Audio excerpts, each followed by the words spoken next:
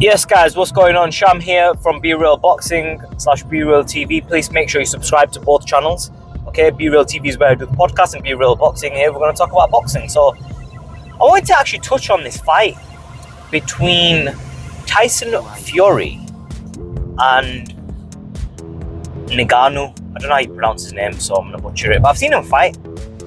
I've actually got a really interesting perspective on this. Okay, listen, hear me out. People are like, oh, it's rubbish fight, blah, blah, blah. Maybe it is. But let me explain. I'm going to explain something to you. In boxing, unorthodox fighters do very well. We saw that in the Terence Crawford and Spence fight last night. That Terence Crawford, who was a very unorthodox fighter, went up against Spence and dominated him. Spence is very orthodox. Let me explain something. You know Tyson Too Fast Fury? Tyson Luke Fury, the son of Gypsy John Fury, the nephew of Peter Fury, is a legendary heavyweight figure. And you cannot beat him by boxing him. You have to fight him. Let's go back to Floyd Mayweather versus Marcos Maidana. You cannot beat Floyd Mayweather with a jab crossing a left hook. Do you know what gives Floyd problems? What always gave Floyd problems was unorthodox boxing. Unorthodox boxing. Conor McGregor gave more problems to Floyd than a lot of the fighters. I'm not going to say Conor McGregor did better than Pacquiao. That's absolute nonsense. Right? People just don't know their boxing. Pacquiao gave Floyd some trouble. He stunned Floyd a couple of times in the fight. Conor McGregor never stunned him. But Conor McGregor landed quite a few punches on Mayweather, and it's because of that unorthodox style. Let me tell you something. Ngannou is far more unorthodox and powerful than a lot of people in that heavyweight division. You see, to block a straight right hand, there's a recipe for it. To block an uppercut and avoid it, there's a recipe for it. If a right hook comes at you, you can shoulder roll it with your head. There's a lot you can do with that in boxing. But what do you do when somebody comes at you with the right hand coming from the top down, Marcos Maidana style? Where's your shoulder roll then?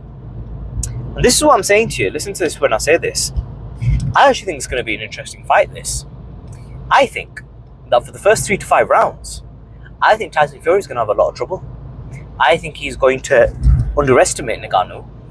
I think that he's not faced anything like this before.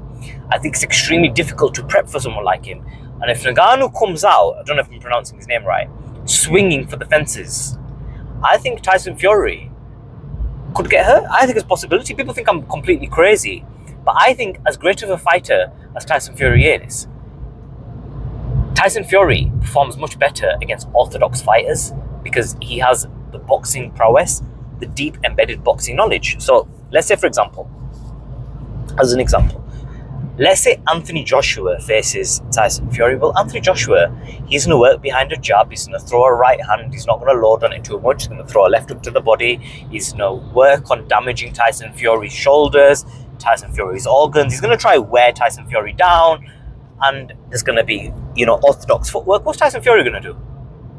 He's just going to tap Anthony Joshua, find his range. He's going to use his footwork. He's going to move around that ring. He's going to use lateral movement. He's going to time the jab. He's going to, maybe pull back overhand right to the jab. He's going to do them orthodox things which make Tyson Fury. Okay, he's going to box him. He's going to make easy work of it. Whereas if you get Tyson Fury into a ring with someone like Ngannou, how do you prepare and block for a right hand that comes up at the top of the Philly shell? It's because Tyson Fury likes to use a Philly shell from the southpaw stance. If you look at it a little bit, how do you block that? How do you block that? And if the guy's coming rushing at you and your feet are no longer what they used to be, because Tyson Fury isn't as fleet-footed as he once was, he now stands his ground, puts power into his punches, and knocks people out straight, Tommy Hearns, Kronk style, Lennox Lewis, uppercuts. He uses that pendulum step, boom, steps into it, vicious, knows how to load into the shots, using the feet, jumping pendulum. Pendulum meaning, you know that Kovalev bounce, that back and forth. Boom! See, because what you're doing here, pendulum step, go back, forth, and then what happens is you've got a rhythm, and then when you throw the punch, the full body is in poetry, it's in motion, and it's boom, full body movement. And when you're a fighter with the size of Tyson Fury, that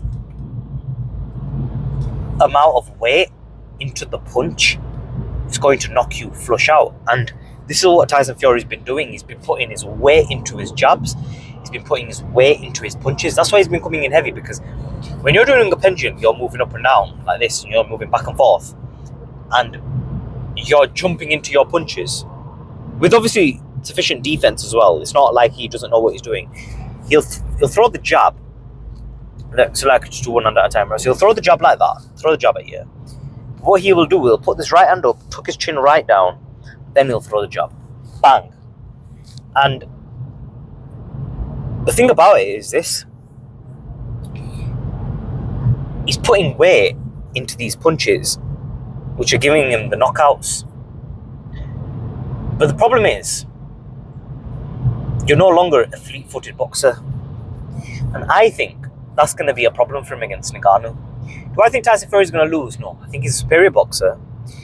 And I think he will find a way to tire Ngannou out. As it goes towards the later rounds, he's going to absolutely gas out Tyson Fury and demolish him. Because let me tell you, to be prepared for a 12-round fight, you cannot do it in the space of 3 months. You can't recondition yourself. Your heart, your organs are developed in such a way that to increase the cardiovascular system for them in the space of a few weeks is just not doable, because it takes time to build your heart. It takes years to build up a cardiovascular system.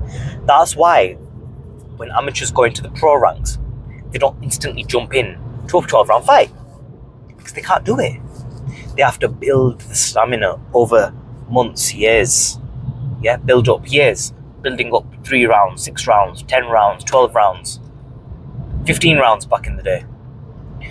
And you can't do that in, just a few weeks. It doesn't work. And I think Tyson Fury's game plan needs to take a page out of Mayweather's book. But you see, I think Tyson Fury is a genius in the ring. I think he knows his boxing in and out. He studied boxing. And this is the thing. A lot of fighters, if you go through boxers, right? A lot of them, most boxers, if you speak to them about boxing, they actually don't know anything about boxing. They go to the gym, they do their training, they know a bit about fights. But most boxers actually don't know about the history of boxing. They don't study boxing. And what makes them a success is actually what they learn with their trainers, what they see going on in the sport today, developing and focusing on their craft and becoming a great fighter. But a lot of actual boxers don't actually know boxing like you think they would know. If you ask them about 60s boxing, 70s boxing, a lot of them won't know. 50s, people don't know. They know, a lot of boxers are actually casual boxing fans. But they're very good boxers themselves, and it comes back to this thing. A great boxer doesn't necessarily make a great trainer. A great trainer doesn't make a great promoter. A great promoter doesn't. Do you know what I mean? And a boxing analyst doesn't make a good boxer or a good coach necessarily. Or maybe they have some elements of it, but do you get where I'm coming from? It doesn't translate over all the time.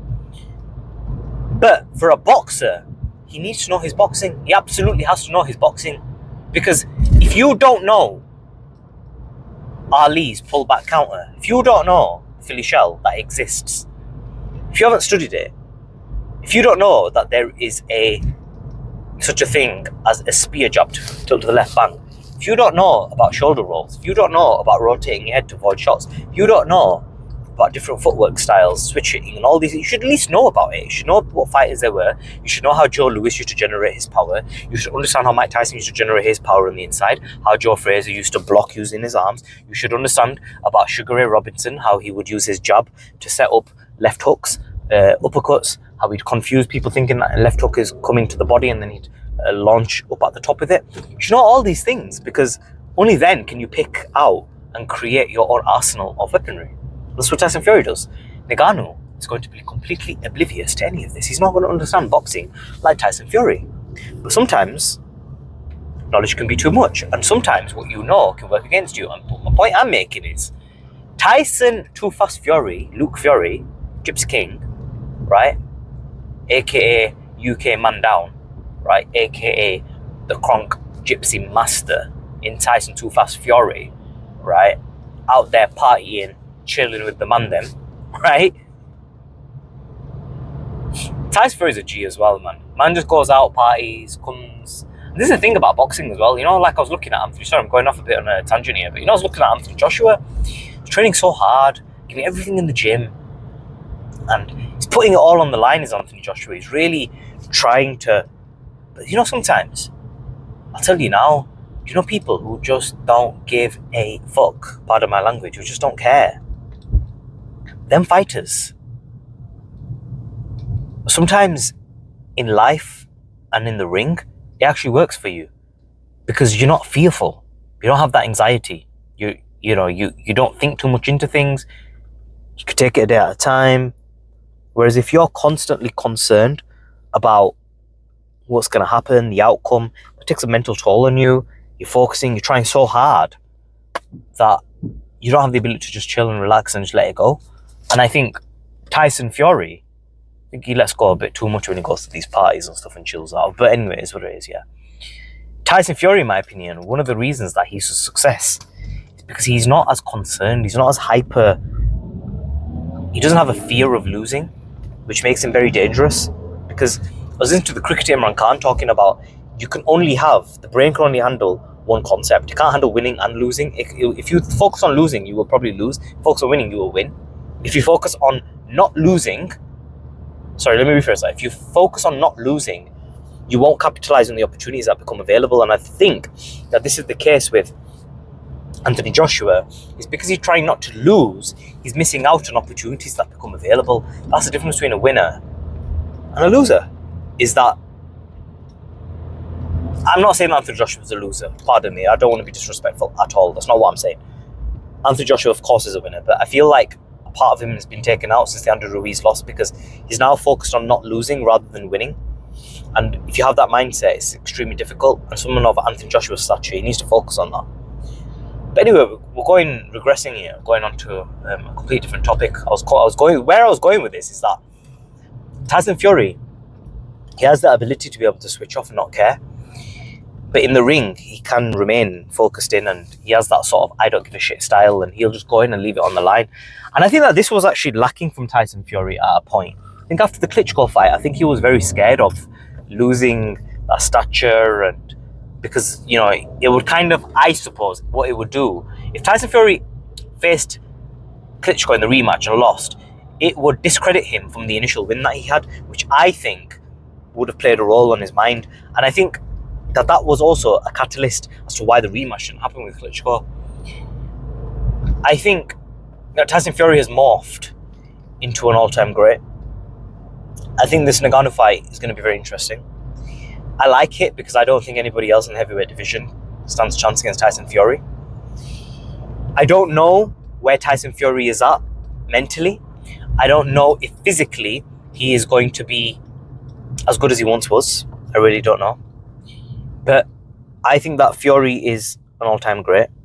And I think he's not going to get beat by a UFC fighter. I don't see it happening. But can I see Ngannou giving him some problems? Absolutely. I think it was interesting. I think McGregor, Logan Paul in the ring with Mayweather, I think that's quite interesting. I'll tell you why. Because Floyd covered up against Logan Paul and whatnot. And people thinking I'm talking shit here, but You know, because of the size of Logan Paul and him just completely unloading on Floyd, it didn't hurt him or anything like that. But it was a very unorthodox style of fighting, and he's so big and strong was Logan Paul that Floyd, he knows what to do. He's a genius with boxing. He knows how to deal with these wild swingers and stuff. But it threw him more out of his rhythm. Floyd had, in my opinion, easier technical fights than that to deal with. You know, like, I feel like the Berto fight was probably more one-sided than the Logan Paul fight. Do you get where I'm coming from? And this is like some YouTuber who knows absolutely nothing about boxing, swinging for the fences, but given he's an absolutely mammoth of a guy, huge Logan Paul, so that makes a difference. But I think that when you are faced with looking at a fighter who is such a master at his craft, who deals with the jab, the right hand, the left hook, the right hook, orthodox boxing, in such a phenomenal way. He knows every punch in the book. He knows how to defend, how to block up here, right hook, catch, counter. He knows the pullback. He knows all these little tricks. But these tricks are against orthodox punches. Yeah? It's like, let's look at Prince Naseem Hamed. What made him great? When I used to go around to these gyms, when I was training around in all these boxing gyms growing up, I went to many. But predominantly I was under Sharky, and what's interesting was in Leeds, when I would train with Sharky in Leeds, I never recall him talking about a screw shot. I never got taught it. I never got taught a screw shot. I was in the gym going back several months ago, watching Sharky on the pads, and he was with one of his young prospects, Thai kid, and he was throwing screw shots. And I found that really interesting, that a trainer who's been in the boxing game for such a long time, he also trained Nicola Adams, would tell a fighter on the pads to do a screw shot.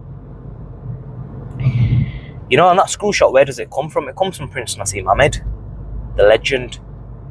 You know, oop, there it is. It comes from Prince Naz. You know, the man who used to flip over the top rope, the man who came out on a flying carpet, the Yemen warrior, Prince Naseem Hamed. Shout out to Prince Naseem. His two sons are now in boxing as well now, Adam and Sami, I believe it is. Hopefully we'll get them on Be Real Boxing and Be Real TV. Talk to Billy Dib about getting them on if he could help us. They didn't come through, but inshallah we will get these brothers on. So the thing for me is, what I'm saying is, making a point here before I went off on a tangent, is that when you look at this fight between Ngannou and Tyson Fury, the unorthodox punches could cause Tyson Fury problems, because how will Tyson Fury block against it? He's a big guy, Ngannou. I can't remember what they look like in terms of height against one another, because I know I saw when Tyson Fury came out with that question of, you got a big Corey? I was like, what? It's like, you got a big Corey? Ngannou's like, oh, this guy, man. But you see my point, right? There's not much height difference there. He's a tall, big guy. And I'm just thinking to myself, well, if he's throwing these unorthodox shots from these unorthodox angles, imagine he catches Tyson Fury and knocks Tyson Fury out. Would that not absolutely shock the boxing world? It'd be unbelievable to see that happen. And, I mean, who else is there in the heavyweight division? Fraser Clark, Joe Joyce, Daniel Dubois. You know, obviously we want to see these fights with Alexander Usyk. I think that's a phenomenal fight, and I think that's what really the public want to see. But it's kind of like, I don't know, I find it an interesting fight. I don't think that these guys give loads of trouble to Tyson Fury. I think Tyson Fury ends them.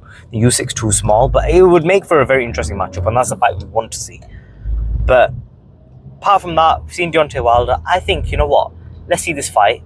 I don't think it's as bad as what people say it is, and I think give it a chance, and I think you could see something quite special with Tyson Fury and Ngannou. It's not what we wanted, but it's a bit of entertainment, better than nothing. It's these freakish boxing crossover matches now, which are just taking over too much, because these boxers don't have the following. Alexander Usyk is fighting in Poland against Daniel Dubois. Does anybody give a shit? I don't give a shit. I don't care. But I'm slowly becoming a boxing fan again now. Slowly, so after this Spence and Crawford fight, my juices are flowing, and I'm starting to think to myself, you know what? this sport of boxing is reeling me back in. I kind of gaining a bit of a buzz from it. I'm starting to enjoy it again. So yeah, let's see how it goes. Tyson Fury versus Ngannou. Let me know what you guys think. What's your thoughts on this matchup? Do you think Ngannou stands a chance? I'm not saying he stands a chance. I actually think Tyson Fury is going to do an absolute demolition job on him. But I think it's interesting. I think it could. I doubt it.